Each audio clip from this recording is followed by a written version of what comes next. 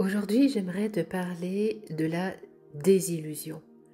Une désillusion profonde où le personnage capitule à certaines croyances et où l'âme prend toute la place. Alors, c'est pas très agréable pour le personnage, la désillusion, mais elle est nécessaire. Et j'ai cette sensation intérieure que savoir désillusionner, c'est un muscle. C'est savoir se détacher, voilà. Il y a vraiment quelque chose euh, de cet ordre, l'art du détachement à certaines vérités ou croyances. Par exemple, très souvent, eh bien, on a l'impression de faire les choses pour les gens, les parents. J'ai fait ça pour toi, tout ce que j'ai fait pour toi dans ma vie, tout ce que j'ai fait, etc., etc. Souvent, les parents ne se rendent pas compte qu'en fait, ils ne font pas les choses forcément pour leurs enfants. On fait souvent les choses pour soi-même. Et de se rendre compte, ça peut être une très, très grosse désillusion. Voilà.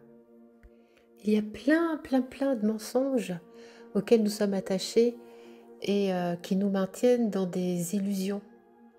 Et forcément, eh bien, lorsque ça chute, c'est pas confortable du tout. La désillusion aussi, ça peut être comme une forme de fatalité. Moi, j'ai vécu celle-ci, en tout cas, très fortement le jour où je me suis rendu compte que je ne serais jamais la meilleure version de moi-même.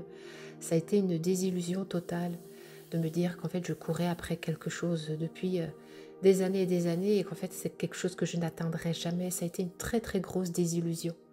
Comme le fait eh bien, de dire que tout ce que je faisais, je le faisais pour mes enfants. Sauf que je m'étais illusionnée totalement. Je faisais juste ça pour survivre, pour me donner le goût de rester en vie. Dans les accompagnements que je propose, il y a souvent aussi cette désillusion de ne pas avoir pu faire autrement, comme être dans une nostalgie d'un temps perdu ou d'une impuissance. Et il y a une désillusion à cet endroit-là qui peut être extrêmement désagréable, surtout quand on atteint un certain âge, par exemple entre 60 et 70 ans, et que cette personne finalement a vécu quasiment les trois quarts de sa vie dans l'illusion où elle ne pouvait pas faire autrement, et elle arrive à 70 ans en se disant enfin je peux faire différemment, tout ce temps perdu en fait. Et ça peut être assez douloureux pour le personnage.